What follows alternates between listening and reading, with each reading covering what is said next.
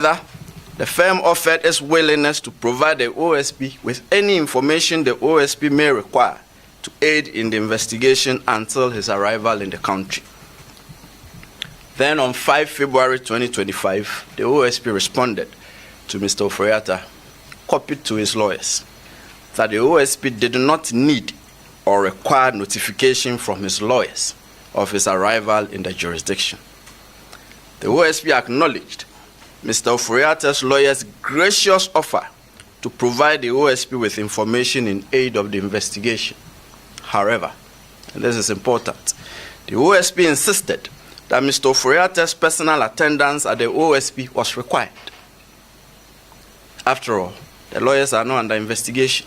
I don't need lawyers to answer questions on your behalf when you are being investigated. The OSP declined Mr. Ofori-Atta's request to be away from the jurisdiction indefinitely on medical grounds on his say-so. Consequently, the OSP directed Mr. Ofori-Atta to indicate by close of business on Monday, 10 February 2025, a reasonable date of his return to the jurisdiction and attendance at the OSP. The OSP warned Mr. Ofori-Atta that if he failed so to do, the OSP would take all necessary legal steps to secure his return to the jurisdiction and attendance at the OSP at our own choosing. Subsequently, by communication dated 10 February 2025, that is just Monday, Mr. Ofori-Atta's lawyers transmitted to the OSP a generic letter procured by Mr. Ofori-Atta purporting to be from a doctor in a foreign jurisdiction, stating that Mr. Ofori-Atta had been seen and evaluated, and that he was undergoing further testing and management and possible surgical intervention at an indicated future time. And further, that his medical condition necessitates that he will stay and follow up on his appointments. On account of this purported medical letter, Mr. Ofori-Atta's lawyers prayed that the attendance in person of Mr. Ofori-Atta at the OSP should be fixed, taking into account the medical report from his doctors. Then at 4:16 p.m. the very next day, that is yesterday, Tuesday, 11 February 2025, before we could respond to the letter that came on Monday, the OSP received another letter from Mr. Ofori-Atta's lawyers. This time, it was an inquiry. Mr. Ofori-Atta's lawyers wanted to know, and they stated that they were informed by the household of Mr. Ofori-Atta that in the morning of Tuesday, 11 February 2025, that is yesterday, 12 men, comprising 1 police officer, 4 military men, and 7 other men in plain clothing, visited Mr. Ofori-Atta's house, and that by threat of force, they were able to enter Mr. Ofori-Atta's house, and they undertook an exercise purporting to be a search of every room, office, gym, and other spaces in the house. Mr. Ofori-Atta's lawyers then inquired if the OSP could confirm that the actions of the 12 men were the instance of the OSP, so as to enable them to decide if a complaint to the police would be unnecessary. Mr. Ofori-Atta's lawyers then prayed for a prompt response from the OSP to prevent imposter action. We are now responding promptly, and we have chosen the course of answering Mr. Ofori-Atta's inquiry publicly at this briefing, considering the circumstances surrounding the purported raid at Mr. Ofori-Atta's house, media reportage of the purported raid, and in light of the reckoning that some media houses have stated emphatically that the OSP was behind the purported raid, and in light of the reckoning that the purported raid is being made to appear as if it was some untoward action by the OSP stemming from some contrived vendetta held by the OSP against Mr. Ofori-Atta. So, here we go. And this is our response to Mr. Ofori-Atta directly, but through you, the media. Mr. Ofori-Atta, the OSP did not raid your house on Tuesday, 11 February 2025, or on any other day. Mr. Ofori-Atta, the OSP did not cause any persons, however uniformed or bedecked, to raid your house on Tuesday, 11 February 2025, or on any other day. Mr. Ofori-Atta, that could not have been the OSP, and that is not our style. If the OSP enters your premises, you will not be in doubt as to whether it was the OSP that had come there, and your lawyers will not have cause to do an inquiry ascertaining whether it was the OSP. We have our unique methods of conducting searches, and we have uniquely designed insignia identifying ourselves, and not just by a statement that we are from the OSP. This is one such main insignia. A person cannot just show up and say they are from the OSP. It's cheap. Anyone can say that. But when the OSP enters your premises, you will definitely know by our insignia, our methods, and the way we identify ourselves that this is the OSP. Our intelligence points us to state that the purported raid on Mr. Ofori-Atta's residence was staged, or at best, an imposter action in an attempt to court disfavor for the OSP and to derail the investigation. You know us very well. The OSP is never deterred by such occurrences, and the investigations will continue as by law prescribed. These occurrences and the OSP's intelligence, which will not be revealed at this time for fear of compromising the investigation, are very instructive as not to put premium on Mr. Ofori-Atta's alleged imminent peril should he travel back to the jurisdiction. In any case, the purported medical letter transmitted through his lawyers to the OSP did not state so or demonstrate so. The OSP is unconvinced that the purported medical letter transmitted by Mr. Ofori-Atta through his lawyers to the OSP represents a medical report to the effect that Mr. Ofori-Atta is incapacitated or is so sickly and invalid to the extent that he is physically unable to return to the jurisdiction without imperiling his life. No serious law enforcement agency, and certainly not the OSP, will be convinced that the purported medical letter stops it from demanding the physical appearance of Mr. Ofori-Atta before it in the described circumstances. We are of the firm conviction here that this is only a ruse employed by Mr. Ofori-Atta in aid of his intention to avoid returning to the jurisdiction and to personally answer questions in respect of the investigations. We are convinced that the real intention of Mr. Ofori-Atta is what was communicated to the OSP in the very first letter transmitted by his lawyers on 31 January 2025. That is, he has left the jurisdiction indefinitely. That was what was communicated to us at the first instance, and that is his intention. He has no intention of willingly returning to the jurisdiction. That much is clear to us. Consequently, ladies and gentlemen of the media, the OSP declares Kenneth Nanaya Ofori-Atta a wanted person. He is a fugitive from justice. The OSP will take all necessary legal steps to secure his return to the jurisdiction and attendance at the OSP. And this is to Mr. Ofori-Atta.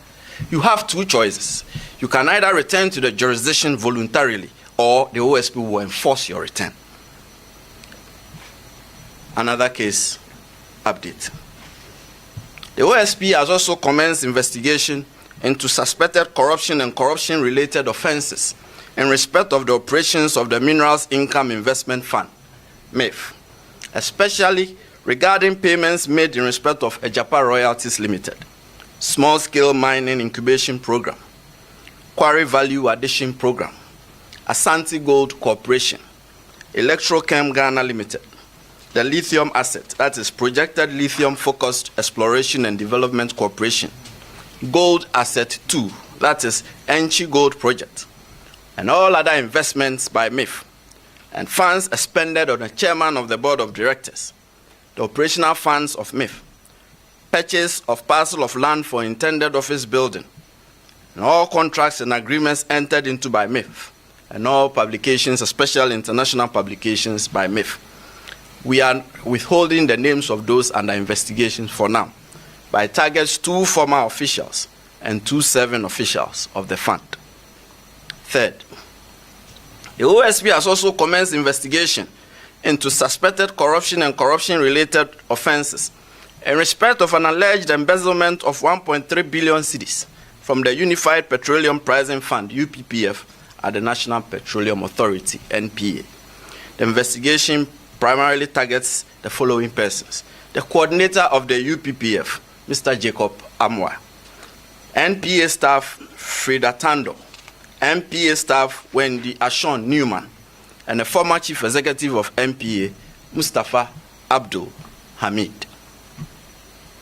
And lastly, it will be recalled that in the last quarter of 2023, the OSP and the Controller and Accountant General's Department jointly commenced corruption risk assessment and investigation into suspected corruption and corruption-related offenses in respect of government payroll administration.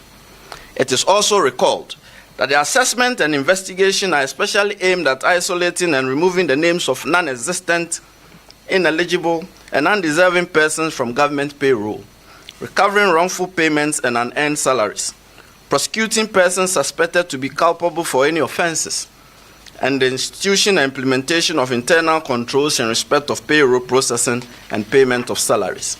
We further recall, as you do remember, that to facilitate the rollout of the investigation and assessment throughout the country, a pilot exercise was carried out in the northern region, covering educational institutions under Ghana Education Service and the Tamale Teaching Hospital, by a joint team comprising investigators, tracers, and assessors from the OSP and selected staff of the Payroll Processing Directorate of the Controller and Accountant General's Department between December 2023 and April 2024.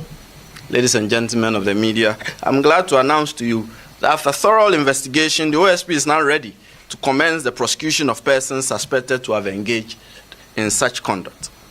So earlier today, I directed the Director of Prosecutions at the OSP to file criminal charges at the High Court in Tamale against the following 6 persons. 1. Yakubu Tahidu, a former teacher at Balogu MA Junior High School, Yendi, in the northern region. 2.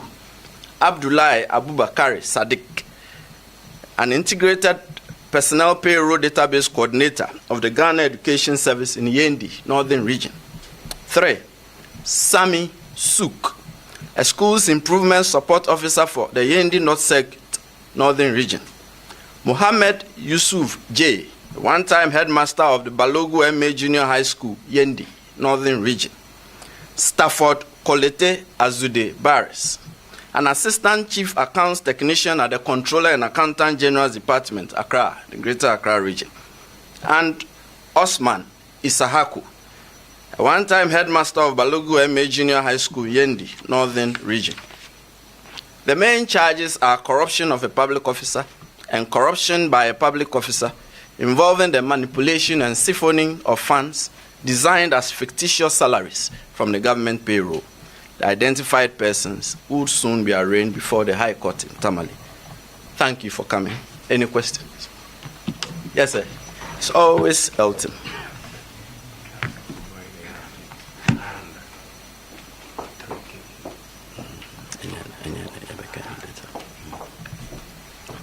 Yes, sir. Sorry.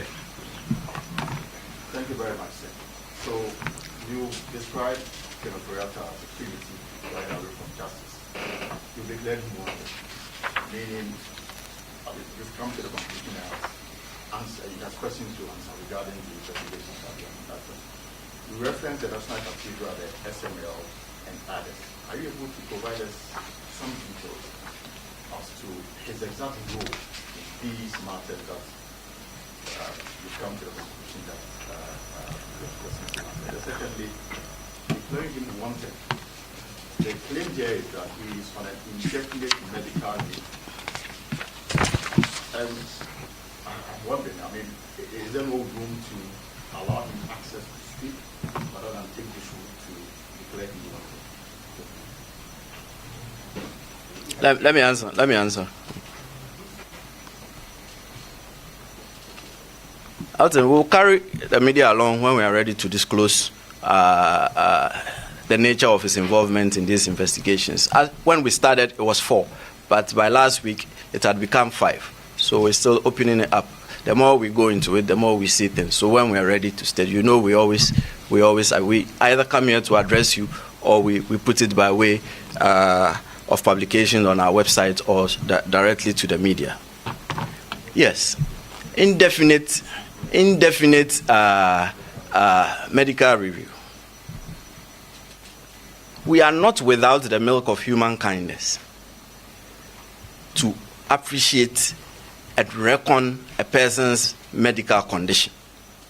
But when you conduct yourself in a certain way to suggest that all you are doing is just a ruse and that you have no intention of returning to the jurisdiction, that is the conclusion we have come to.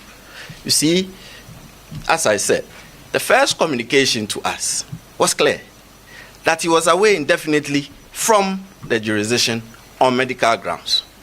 Then we pushed further. You cannot tell us that you've gone out of the jurisdiction on medical grounds on your say-so. If you're a serious law enforcement agency, would you just take a person's declaration that, oh, I am so much an invalid that I'm unable to come? You would demand, Elton, you would demand to know more, right? And that is exactly what we did. So we pushed. The response that came was unconvincing. That he may,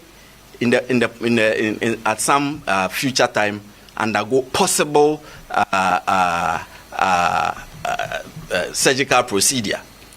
And I said something which is very crucial.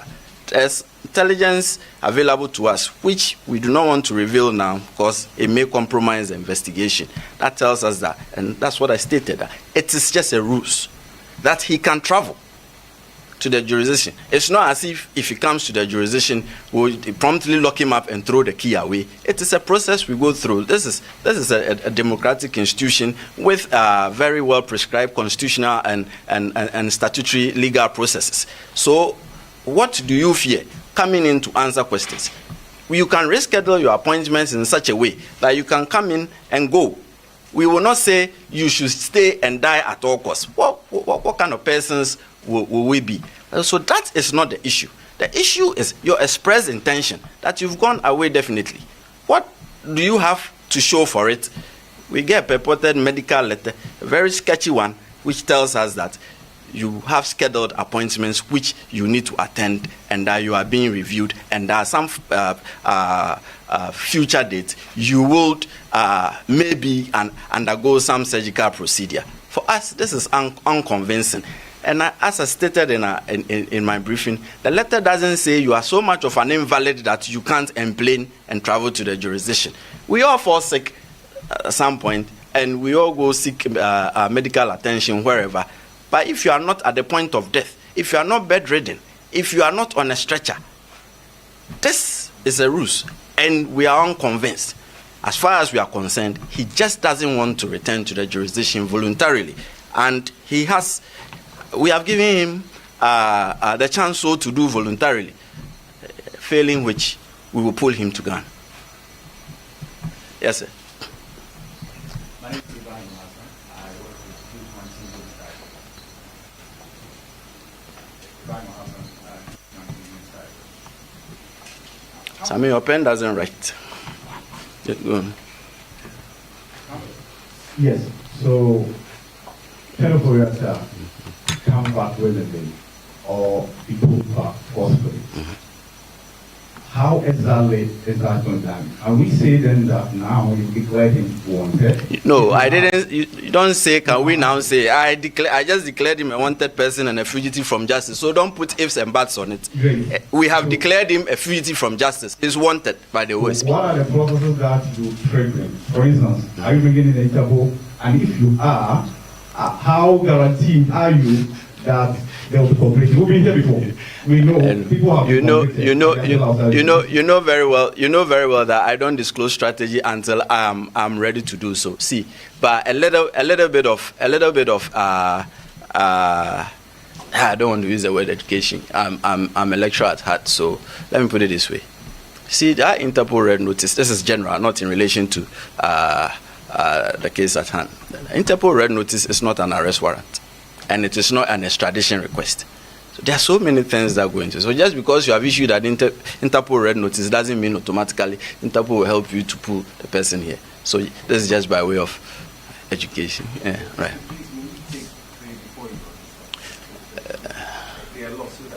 My name is Hansen Agreement. I work with CTF and Channel TV.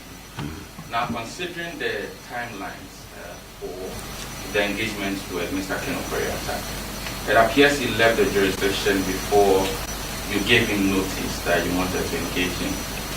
And if that is so, he had taken a decision already to go out of the country indefinitely. Doesn't that defeat your understanding that he's seeking to run away, per se, from being interrogated? Samuel, I'm overriding you. I'll just answer as we go. It makes the memory fresher. And then the second question is on the read. It's on the read. The read the lawyers wrote to you. They sought to inquire from you if the read was from your outfit. You say it is not from your outfit, but you've gone ahead to say that you think that a stake or done to an imposter action done to paint you black. But have you in any way compared with other investigative bodies before coming into your conclusion that it's a stake? And the final one is, there have been conversations on oral, and one of the things your office have been investigating has to do with the sale of stool lands and state lands. And the conversations we've heard from members of oral has to do with the purchase of state lands by persons who are politically exposed. Now, my concern is that it may happen in a way where you may be investigating the same thing, where the oral team, through the Attorney General, is also investigating the same. So to what extent have you been involved with this whole oral thing? All right, let me answer. As I said, it makes the memory fresher. Say, your hand has been up perpetually. Next one is to I see he's giving the microphone to you already. So, right, your first question. Your intention to leave the jurisdiction indefinitely does not stop us from requiring your presence. You are a citizen of Ghana. You were a public officer. You were a finance minister for a very long time. And if you have decided to go away indefinitely, that is your personal decision. But when a law enforcement agency wants you physically in, you have to show up. You do not have a choice about it. You get me? So your travel arrangements, your travel plans, your travel habits have nothing to do with the law enforcement agency. But at the point where the law enforcement agency informs you that we need you physically, we need to see you for you to answer certain questions, you don't direct us to your lawyers and say, oh, whatever information that you want, your lawyers can provide for you. We are not investigating your lawyers. Your lawyers can't, and your lawyers were not the finance ministers. You were the finance minister, and it is your role as finance minister and the things that came about in respect of this investigation in your duty as finance minister. That is why we want to see you. Throwing us to your lawyers doesn't answer it. So if you have formed an intention to leave the jurisdiction before we contacted you, well, breaking news, a law enforcement agency wants you. Do you have a choice about it? You don't. Why is it that if the FBI declares someone wanted, we all go agog and it suits our purposes, for instance, in the US?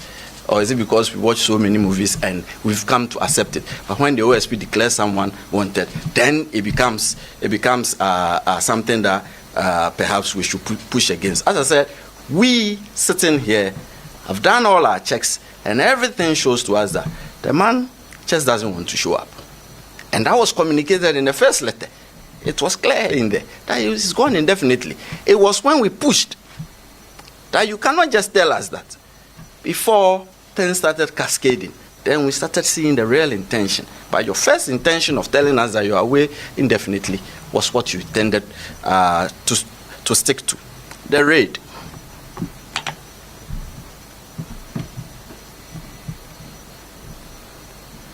I do not intend to go into detail here in respect of our intelligence as to what we do know.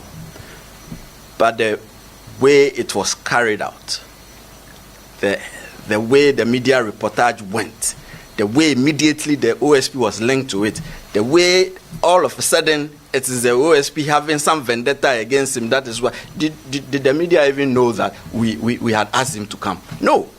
So how did they just then get into the media all of a sudden that the OSP has some vendetta against Mr. Ofori-Atta, and that is why the OSP raided his house, when we did not carry out the raid? Quickly And this is coming a day after the lawyers had informed us and given us some purported medical letter. And our checks quickly and our intelligence shows us that. I said, it's one of two things. It is staged, or it is an imposter action. To situate it, I say, baby, Nyankupon, Abonampesi, Honabun, Sam Tutunikobi. Staged or an imposter action, and it's not coming from us. Why are we then being blackened for it? There's something untoward going on, and for us, we believe that it is time. I will declare him a fugitive from justice, and this is now. Oral. Yes, we started our investigation of at the Lands Commission, the sale of stool lands, state lands, and vested assets a while back. It is huge because we gave ourselves a timeline of the commencement of the investigation will be from 7 January 1993 to date. So it is a huge endeavor. Indeed, if we say we're going to go as we want to go, it might even take 5-6 years to come to a full conclusion of the nature of the things and what actually has gone on. You ask whether we were involved in the oral preparation. The Attorney General himself wasn't involved, but the report has been handed over to him. So I strongly do believe that the Attorney General and the OSP will go into some of the processes and some of the cases, so as we won't do an overlap of the cases that we are investigating, for sure. And the Attorney General, well, if you know the relationship well, he was my lecturer at Legon. And then we formed a firm together some time ago. And then when he became a Deputy Attorney General some time back, I departed to form my own firm with another person. So there is that rapport, and we communicate a lot. So we will confer on that. Thank you. Yes, sir. Okay, my name is Amos Zap. I write for the News Center newspaper. The News Center. Right. My first question is, in your first statement about the raid in the house, you were categorical that intelligence available to you indicate that it was staged. You didn't say it was suspicious. You said intelligence. Sorry, I didn't say it was what? You didn't say suspect. I didn't say it, no. You said intelligence. Yes, and in my response to him, I didn't say it was suspected. I insisted. I said it was, no, I said it was staged, or at best, an imposter action. Those are my words. Yeah, so I just want to know on the intelligence. So, You want me to reveal it to you? No, I don't. Okay. I'm a general. If you tell me the intelligence available to you shows that you know that this thing on record, then I assume that you know those behind it, those who planned it and those who executed it. Is that the understanding? That you still want me to reveal my intelligence to you? No, I'm not going to mention it. Right. I used to say intelligence available to you. Right. Categorically indicates that the thing was staged. That was what you said first. So I'm saying that if I'm a journalist and tell me that, then the assumption is that it means you know those who planned it. We have a fair idea. You have information. We have a fair idea, yes. And I situate, when he asked me, I situated it in a certain context. No, I said, this person's question. The first statement. no, Ahmad, calm down. Say, let's have a conversation. Yeah. Let's not talk over each other. I'm saying, because your question relates to what he asked, and that is why I'm linking it to it. I said, in the context in which I situated it became very clear to us. The way the OSP was linked to it, the OSP was attached to it in a very negative sense, when the media did not even know that we were after Mr. Ofori-Atta. Did any one of you here know that we were after Mr. Ofori-Atta? You didn't know. How did it then turn out yesterday? We knew because there was a newspaper publication. The newspaper public. Calm down. You didn't know. The newspaper public. Wait. Hold on. Please, you ask my question, I'm answering. Hold on. I'm saying you didn't know. Calm down. I said, let's have a conversation. Yes. If you talk over me, I won't answer you again. Listen, I'm saying you didn't know. What you knew was our half-yearly report, which we put in the Daily Graphic and on our website, that we were investigating Mr. Ofori-Atta for National Cathedral Project. That is all that you know. what you don't know is all that I've enumerated. And what you don't know is the exchange of correspondence between the lawyers of Mr. Ofori-Atta and us. And what you don't know is the purported medical letter that was transmitted to us by Mr. Ofori-Atta's lawyers. And what you don't know is our insistence and warning Mr. Ofori-Atta that if you don't show up on a certain day, we will come after you. You didn't know all that. So when I say you don't know, just admit that you didn't know. What you know is what we put in the paper. Proceed. That's what my question was. If you calm down, it will make to make things clearer. I'm saying that Right. your first statement before this question, you are answering my question as though it's related to this man. I'm saying no. You fail to recognize that it is related to his question. But proceed. Also, I asked a question related to that. If you say intelligence available, it meant that you have idea of who did it. Because I'm saying this because if the man says something happened to Yes, I'm answering you. We have a fair idea of who did it. That's Second, you talk about He still has the microphone. the first letter. Right.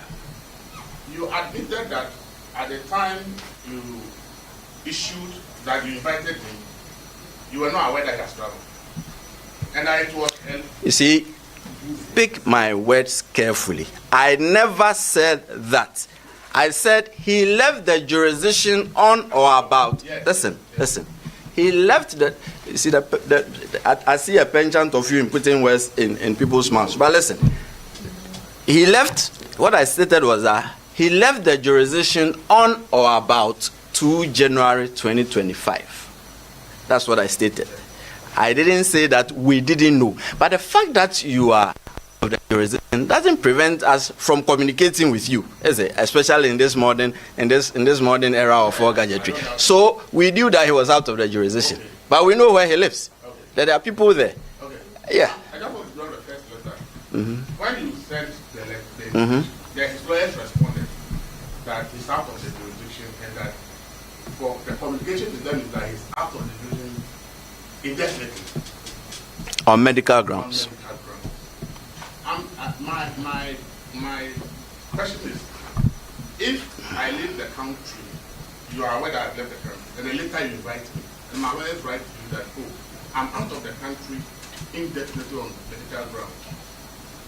I don't think that first letter will be basis to say I'm trying to run away from that. It will be Once again, if the first letter was the reason why we just organized a briefing, we would have done it a long time ago. But we didn't just base our actions on the first letter. We waited and we pushed. We asked for more. So if you say the first letter could not have been the basis, that wasn't the basis. But as I'm saying, subsequent events then informed us, instructed us that, oh, the first intention you communicated to us in your first letter is really what you want to do. And that the things you are bringing now, rules, afterthought. So it means that is what telling that Yes, action was. the subsequent actions then took us back to the first letter for us to come to the conclusion that ba na umpesa uba. All the investigation about him you talked about, they involve, I think, about 3 of them involve private sector institutions who deal with certain contracts. But linked to public agencies. Yes, that's all. So my question is, you yourself have just told us that with technology, it's easy to get people wherever they are in the world. If there are other people involved in the investigations and they are here and you are interrogating them, if technology, is it possible? It's not possible that whatever information you got from Ken Ofori-Atta, you can get it from him without him physically being present in Ghana. Thank you very much. See, as for possibilities, we cannot determine how far they go. What we deal with is probabilities. It is very possible for me to develop wings right now and fly out of this room like a bird. But is it in the least probable? No. And that is why in the law, we don't deal with possibilities. We are dealing with probabilities. Now, when a law enforcement agency tells you that your physical appearance, a former president of the United States was wanted by a city, he had to leave wherever he was to attend to that call in that city and be charged. The OSP wants you physically for you to answer some questions. You don't know our processes by which we go through by charging a person, by arresting a person, and all that. You wouldn't know that, would you say? So when we say that your personal attendance is required, it means that we do not want to do a teleconferencing or a Zoom conferencing. So if your response to us that you are bedridden, we will seek to find whether indeed you are bedridden and you can't travel. You get me? We will not just take your word for it. And that is why I stated in the brief that we won't, on your say so, we won't admit what you are saying, that you are so ill that you can't come to the jurisdiction. And so, show us more. We didn't just move. We were fair. And we kept asking. It was at some point yesterday that we decided that he has to be declared a fugitive from justice. And we have done so. Yes, sir.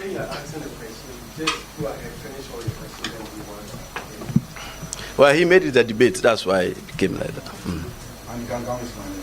Right. I write for the informal. For the? Informal. Right. At what time will you apply your second option to secure someone was saying, leave it to us. Like I told the other gentleman, we don't like disclosing strategy like that. Sometimes it compromises investigation. And who are the lawyers for? His lawyers. I can come. Let's leave the lawyers out. You see, they are my colleagues at the bar. They are not under investigation. They are not the people the OSP want. You get me?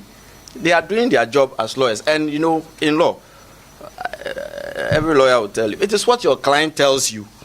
That is what you transmit. So all that they are doing, they are transmitting the information their client gave to them. So, pardon me, let's leave the lawyers and the identity out of it. Is that another hand? You have an issue with Sorry? You have a personal issue with Oforri-Atta. God forbid. I don't have any issues with anybody. I don't hold grudges. You know, it also came up when we invited Professor Frimpong Boateng here. Same thing. The story was that I was doing someone bidding, fighting someone's battle for him, people who have issues against Professor Frimpong Boateng. That's why we brought him here. Look at the litany of cases I mentioned, and there are more which we will go into. Personal issues with anyone. I did not assume this office or swear an oath to defend the constitution and the laws of this country to go on a personal vendetta or personal chases because I don't like you or you've crossed my path or anything. Otherwise, I'm sure there will be more than 1,000 people reporting to the OSP every day. Every day, someone crosses you. But that is not the reason why I'm the special prosecutor, and I'm never going to do that. Personal vendetta, God forbid. Yes. Sorry, I didn't get any. Right. At what points that the cases you're looking at in relation to Ofori-Atta expand to 4? You mentioned that it possibly could rise to 5. No. It's when we started. Sorry, when we started, it was 4, but by last week it had expanded to 5. Was there a petition? No. From someone? No. What is informing the expansion of these cases against? Our investigation. As we investigate the others, it branches out. The arteries lead to one another, and then it took us to the GRA tax refund account. Right. So, and as I was saying, Mawina, right? From there, it may branch to other places. We do not know, but we do not close it up. You get it? So far as the investigation is leading you somewhere, you look at it. So the letter that went to him, asking him to report, had 4, not 5. If someone says we're fishing, will the person be right? For what? You're fishing, because you say you started with 4, it's leading into others, and it could lead into a lot more. You see, the day of planning is always different from the day of battle. You know that. You plan that today you are going to do this, and then you get to the battlefield that your opponent has some other strategy which you have to rework yourself, especially in football. I'm saying you start one investigation, and then it leads to the other. Let me give you a good example. We started the La Bianca investigation. Where did they lead us to? Auctions. Meanwhile, that wasn't why we started that case. It was in respect of a customs advance ruling. 2 customs advance ruling just for one company, just 2 for one company. Then, as we were delving in and going into it, realized that no, it was showing some other form of conduct in respect of the Customs Division of the Ghana Revenue Authority. And that is how we ended up at auction sales of vehicles and other goods.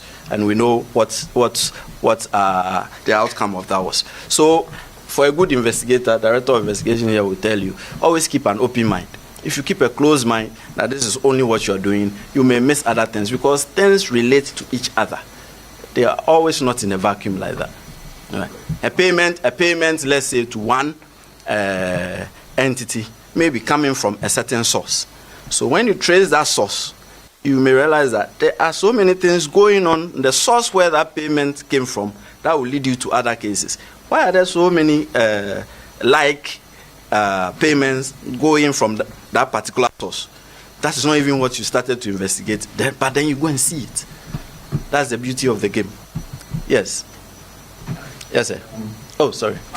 You don't have the microphone and you he has the floor. Right. Sorry? Reuters. Are you able to tell how you started? Was it through a petition or whistleblower or what? Based on the status. How we started what? Right. Somebody take you off because were you petitioning which of the cases kind of made you start, and then based on the status, are you able to put a value to it out of the 4 or the 5 at the moment? Are you able to say you are going after him because of this amount of money reportedly? If you would recall, one of the cases has been, say from Reuters, if you will recall, one of the cases has been on a half-yearly report for a while now. Remember, the one on ECG. It's been there for a while now. We started, when did we start that? 3 years ago? 2022. So we started the ECG investigation in 2022. You see, but that wasn't based on a tip-off or anything. It was just in respect of a dissolution of a contract, which then brought about some unpleasant consequences, which then took us to go look at it. So from 2022, the Ministry of Finance and the Ministry of Energy had been on our radar from 2022, and we started.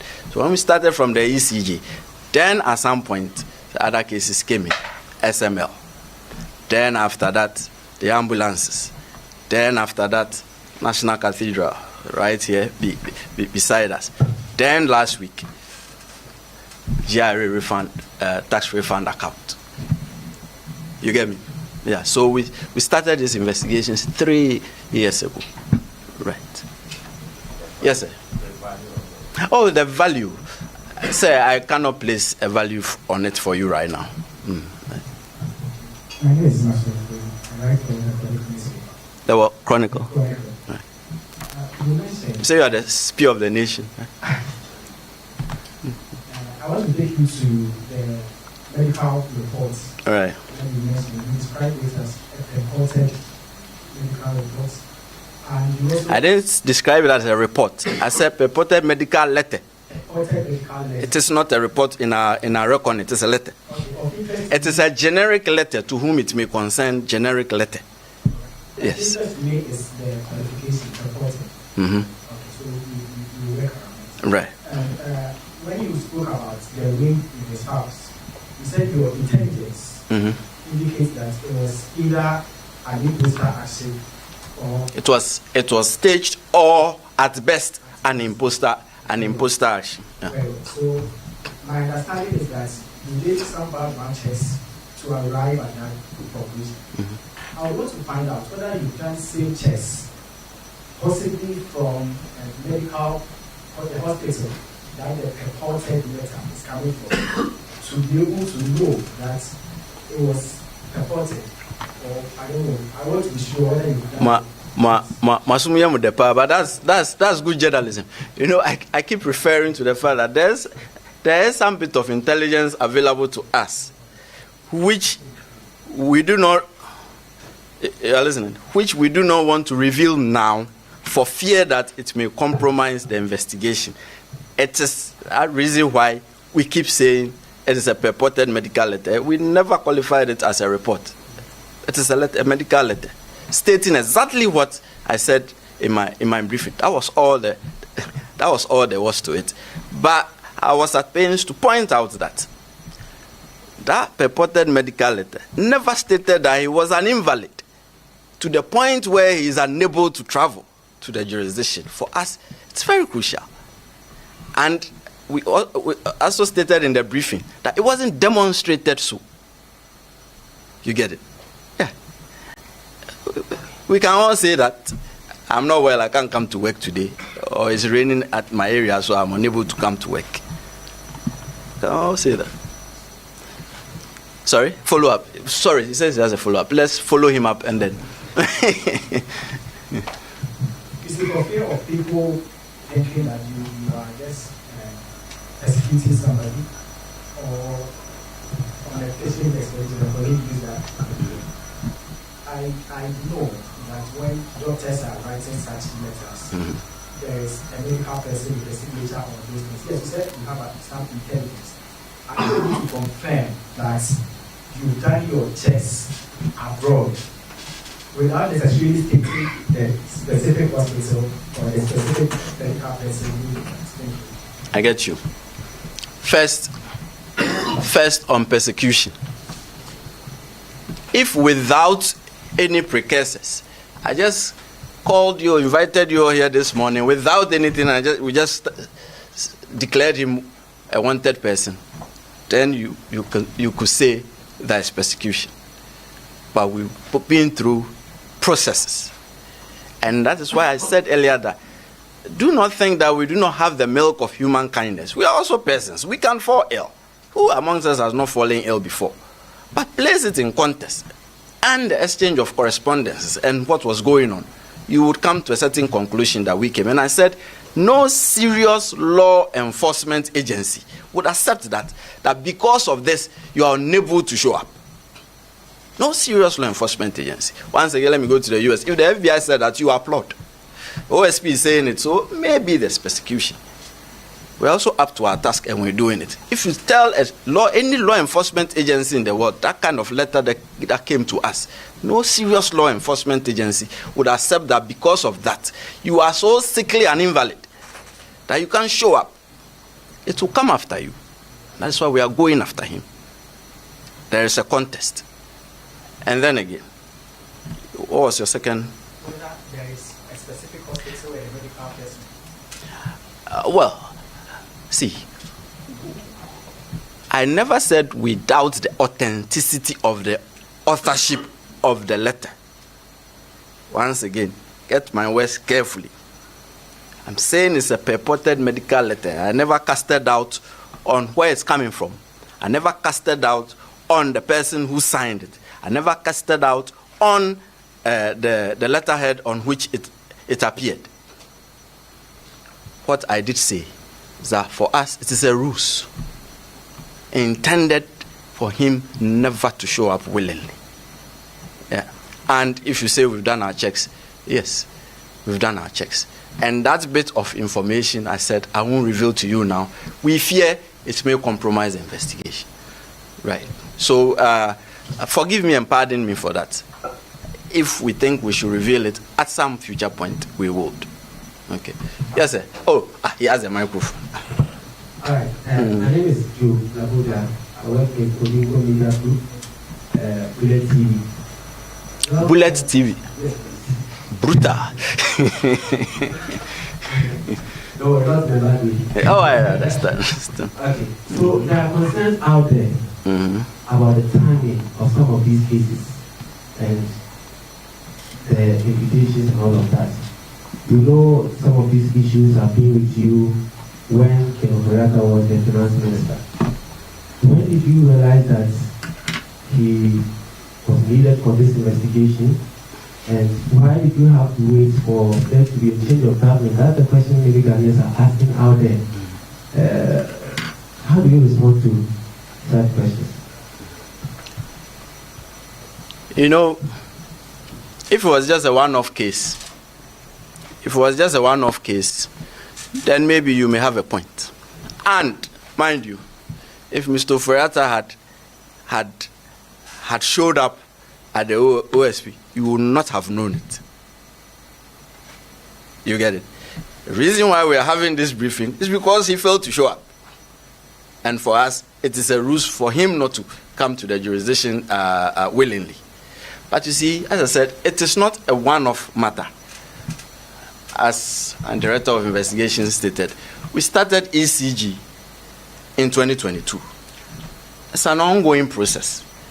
These cases, you hasten with patience. Otherwise, you will miss a lot. Mind you, it's a criminal investigation. Mind you, the outcome of a criminal process is that someone may lose their liberty. You have to be painstaking. And I keep telling my directors, if you bring a case to me and it's a 70-30, I won't move. If it is 50-50, don't even bring it to me. I only start listening to you when it is 90-10. That is 90, that there is the real likelihood and probability that some criminality has ensued. But from there, we then go into SML. The SML investigation, we had to pause it, waiting for KPMG. Remember, there was a presidential directive to KPMG. We paused it for several months, waiting for it to do, because, you know, you do not want to do overlapping and spending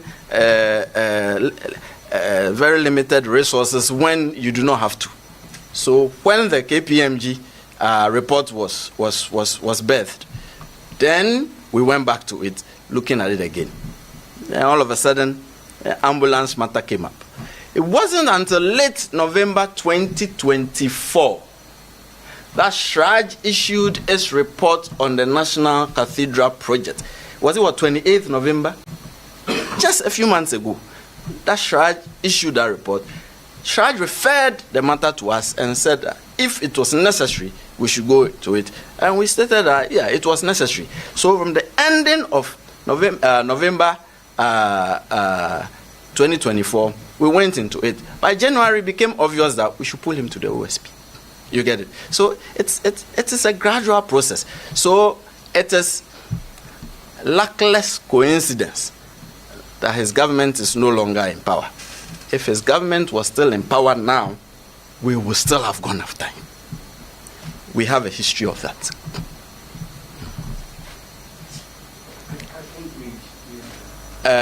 No, you asked yours, right? He hasn't had. Sorry? You haven't? Oh, why? Mr. Aragon, you don't like him? Okay, he Kentema will have the last word. Emmanuel Boxen. Oh, right. My question has to do with the aftermath of the investigation. There has been concern that you do all these investigations, but you are really yet to secure any court completion.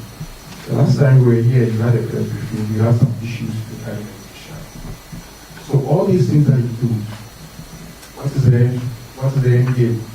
You don't secure any completion since you came forward. What is it to criticize out there that you start these investigations, it hasn't really ended?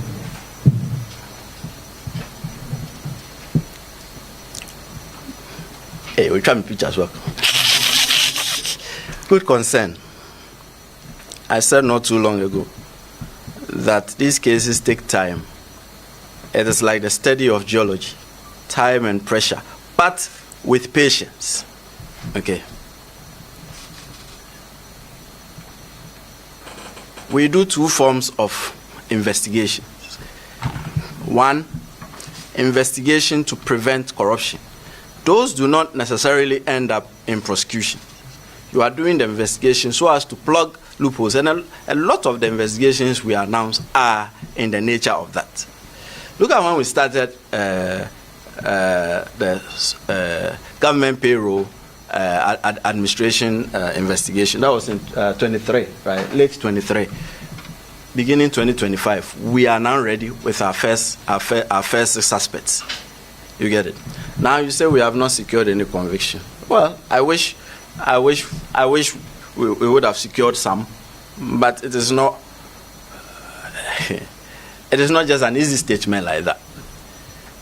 You recall, there was one case. So I mean, when was it? I think it was 28th. There was supposed to be a judgment. We concluded the case. It's supposed to be an inquiry, only for us to go and to be told the judge had been transferred. What were we supposed to do? We are not the judges. We cannot read the judgment. What the OSP has to do, we have done. As video evidence of the person demanding back his bribe money after a public election went all right twice for him, and all that.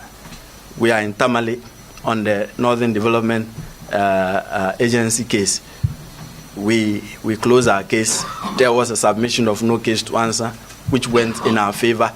The accused persons have opened their defense. We're on it. There's this perpetual one in Accra, respect of the former CEO of the Public Procurement Authority. We are alive to our duties. As I'm saying, these things take time. It takes time. And patience. The results will be seen.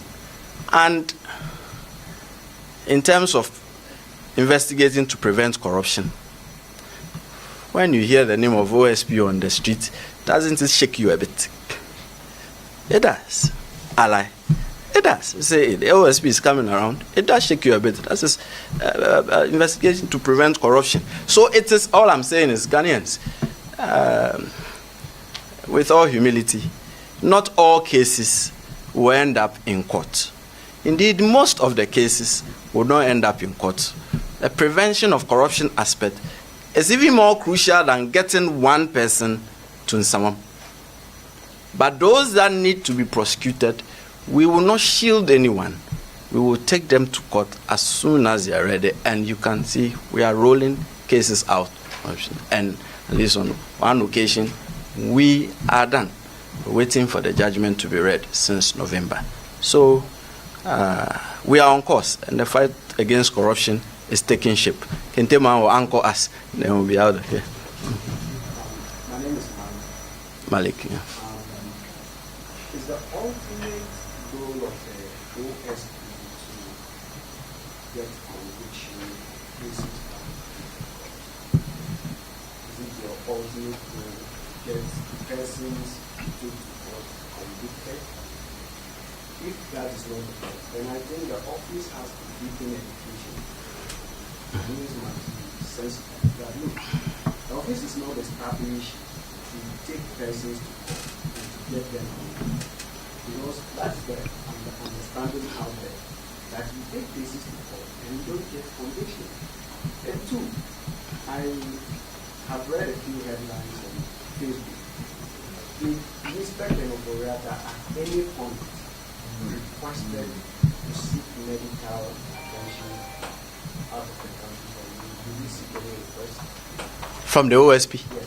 No, but why would he? At the time when we hadn't requested his appearance, he wouldn't know that we wanted him to show up. So humanly, he would not have. And indeed, that would have sounded, let me use a word that's been going around again currency a bit today, that would have sounded fishy. You've not requested for the person's appearance, and he's telling you that he's going out of the jurisdiction of medical grounds. It means that he's preempting your strike, right? That would seem a bit out of the ordinary circumstances of mankind. And your first concern is what Mr. Ebo Hodgson also touched on. We are doubling down on our efforts. And sometimes we also require you to talk for us a bit. We also need the resources to move. We've been talking about it all this while. I see the criticism a lot. That's fine. It's good to nyama people. But also raise your voice up and say that they also need the resources to move. I'm talking about education. It takes some resources to move. But yes, we are on our alive to our duties. And as I explained not too long ago, what is our ultimate aim? The ultimate aim is not to see Kweku Mensah in jail or Kwabena Mpuma locked up. Our ultimate aim is that, as far as my tenure is concerned, when it ends and I leave, the conversation on corruption would have shifted, and like a paradigm would have shifted, so that it will not just be business as usual. For people to know that when they engage in these acts, there's a price to pay, and a very hefty price to pay. For us here at the OSP, that message and that prevention drive is much more important than getting one person to jail. If you get one person to jail successfully, that's fine. There are a million Kweku Mensahs who are still engaged in the conduct which you have not been able to get to jail. But they are all freely engaging in such conduct, and the society is the worse for it. That is not so helpful a utilitarian model than to shift the conversation of corruption for us to stamp it down, suppress and repress it, and forge ourselves a better society. That is our ultimate aim, at least as far as I remain the special prosecutor. Thank you very much for coming. It's always a joy to see you and to brief and review and take questions from you. Have a pleasant day.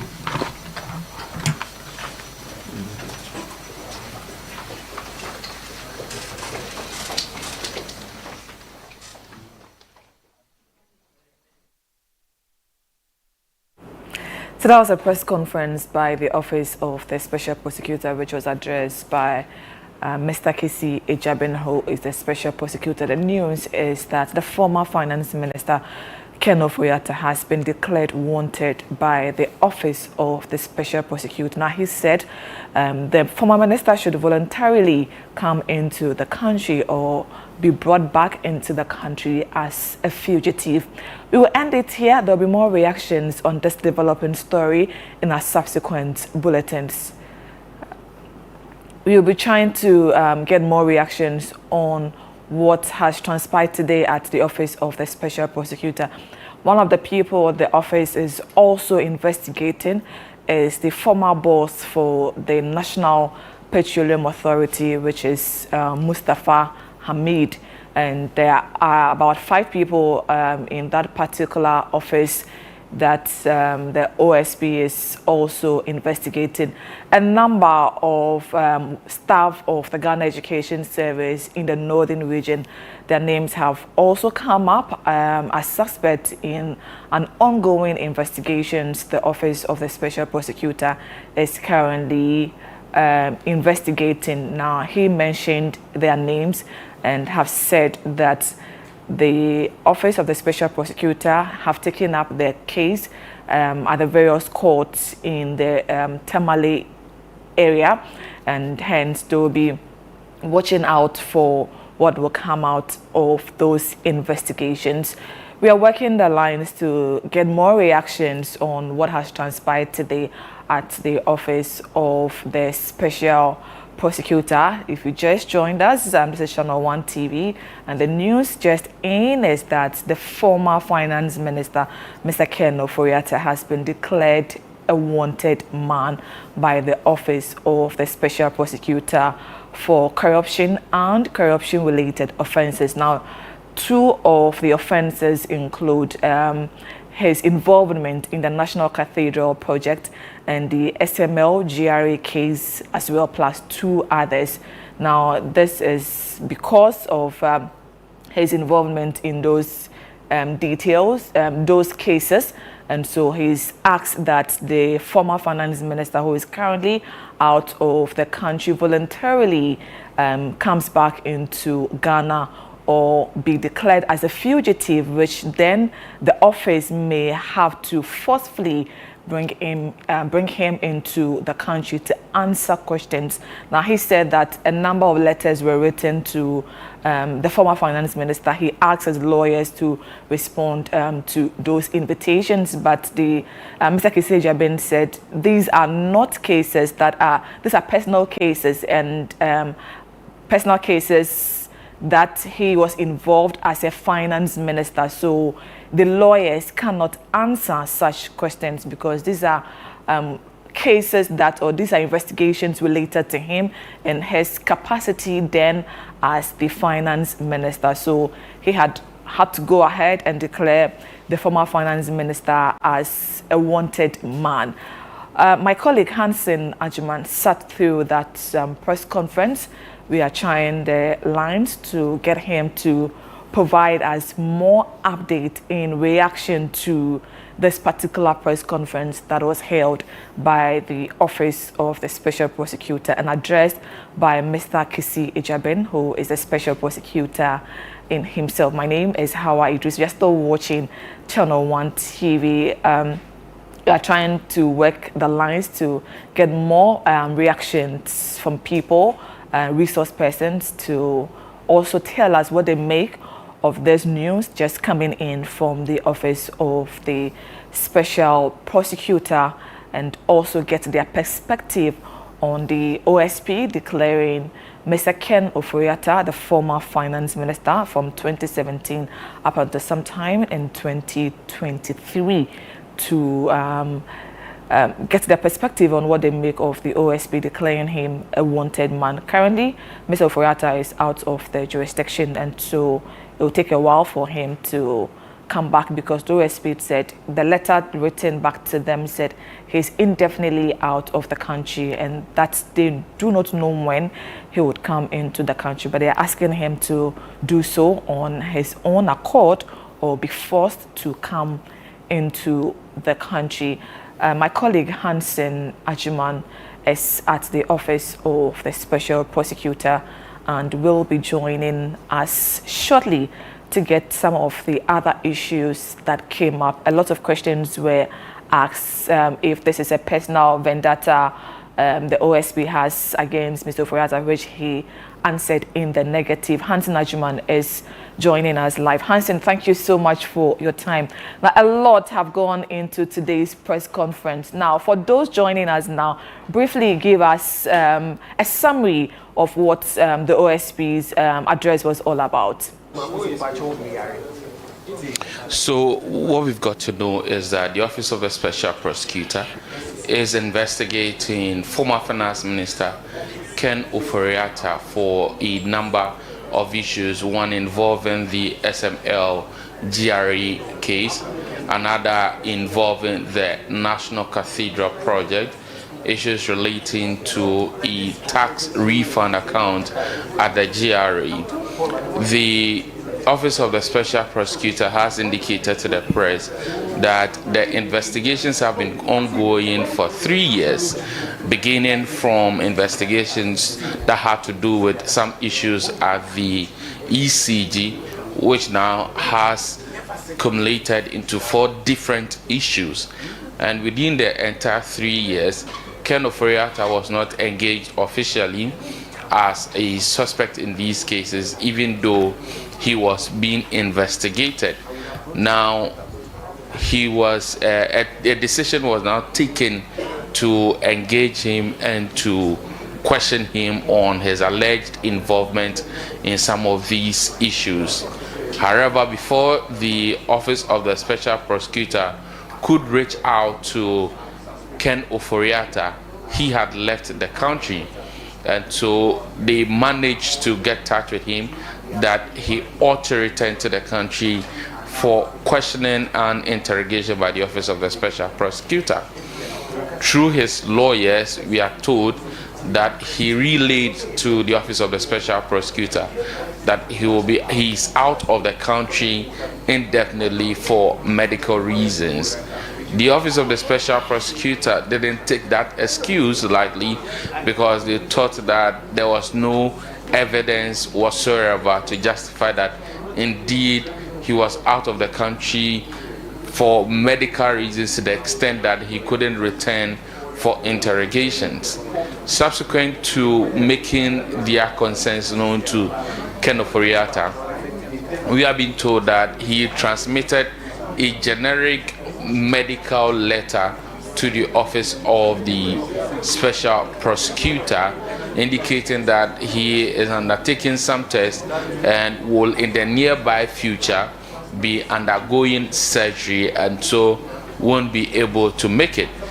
But the office of the special prosecutor, having observed and reviewed that letter, noted that it was a purported medical letter, which in itself did not justify his continuous absence from the jurisdiction for questioning.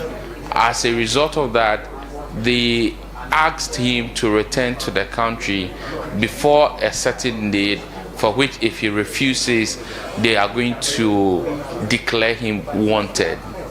Then yesterday, according to the office of the special prosecutor, which is a day after this medical letter has been written to the office of the special prosecutor, lawyers of Ken Ofori-Atta also then wrote an inquiry letter to the office of the special prosecutor, seeking to get information as to whether or not the office of the special prosecutor was behind the raid at the cantonment house of the office of the special prosecutor.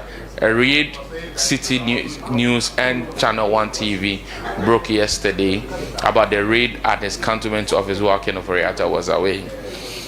And so in response to that letter, the office of the special prosecutor decided to then address the nation and lawyers of Ken Ofori-Atta, and by extension Ken Ofori-Atta. And the first conclusion that they've come to is that the numerous excuses that are being given by Ken Ofori-Atta in terms of being away for medical reasons is nothing but a ruse, and only to evade from being taken through the judicial process. And so the special prosecutor signed a letter declaring Ken Ofori-Atta as a fugitive and ultimately declaring him wanted. The special prosecutor has not stated to us what exact processes he would deploy to make sure that he gets Ken Ofori-Atta into the jurisdiction, but he's clear in his mind that they have a number of processes that are available to them that they can use to get Ken Ofori-Atta into the jurisdiction.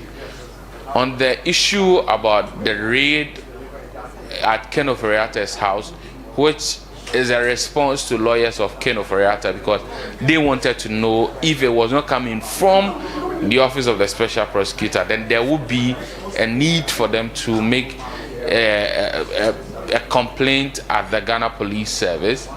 The special prosecutor says intelligence their office has gathered gives an indication that either the raid was staged or it was an imposter action which was targeted at making the OSP look bad in the eyes of the public.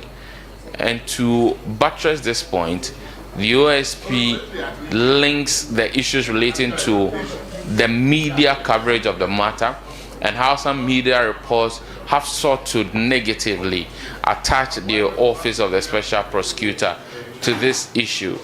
During Q&A sessions, we sought to inquire from the special prosecutor if there were no other means of speaking to Ken Ofori-Atta rather than having him here in Ghana in person.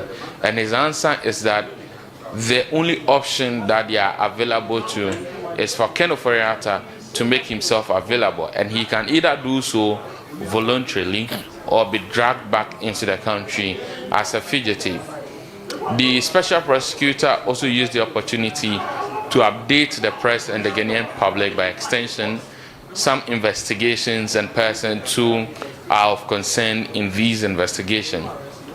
The first having to do with some interest that the Minerals Investment Fund, which is MIIF, has entered into, and the special prosecutor has indicated to us that 2 former officers and 2 current officers are of concern as far as these investigations are concerned.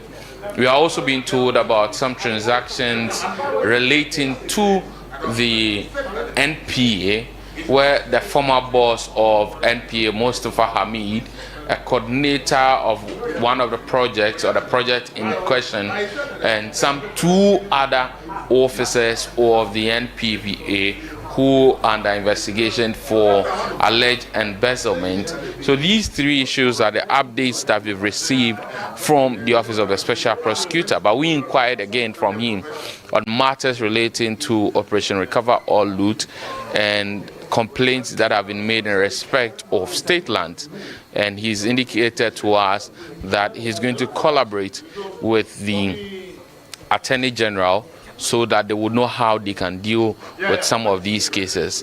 For him, he has a good working relationship with the Attorney General, Dr. Dominic Ayine, having been a pupil of Dr. Dominic Ayine in the past, and having created a firm with him in time past. He believes that this will aid in their collaboration to make sure that they do not engage in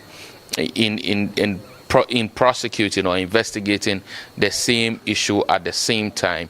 And so these are the updates that we've received from the Office of the Special Prosecutor.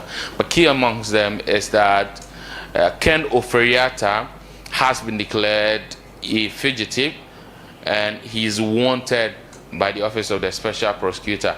Mustafa Hamid and some other former officers of the NPM are under the radar of the Office of the Special Prosecutor, and the Minerals Income Investment Fund, 2 former officers and 2 current officers who the Office of the Special Prosecutor would not declare or reveal their identity are also under investigation. Grateful for your time, Hansen Ajiman. Thank you so much. We'll come back to you if there is more from the Office of the Special Prosecutor. Like you rightly said, the former Finance Minister, Ken Ofori-Atta, has been declared a wanted man by the Special Prosecutor, Kesi Ejabin's office.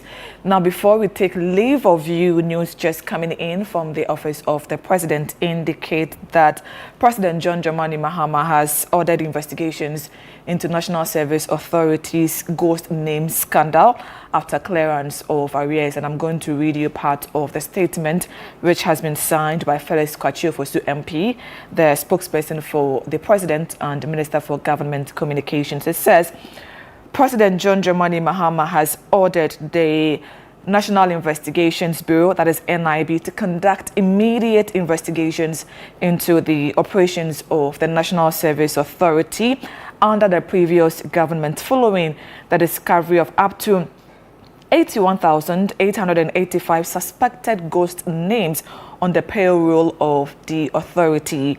It goes further to state that the ghost names were detected following a head count of active National Service personnel at the behest of the Minister for Finance as a prerequisite for the clearance of allowance arrears dating back to August 2024. The Ministry of Finance has, upon the completion of the head count, released an amount of 226,019,224 cedis, covering allowance payment for 98,145 actual National Service personnel. The figure is 81,885 less than the 180,030 names presented by the previous government of the authority for allowance payment in 2024. It ends by saying President Mahama has also tasked the new management of the authority to carry out urgent reforms with a view to establishing adequate controls to prevent a recurrence of the phenomenon of ghost names. My name is Hawa Idris Mustafa. Thank you so much for following our live coverage here. Regular programming continues right here on Channel 1 TV. Thank you so much for your time.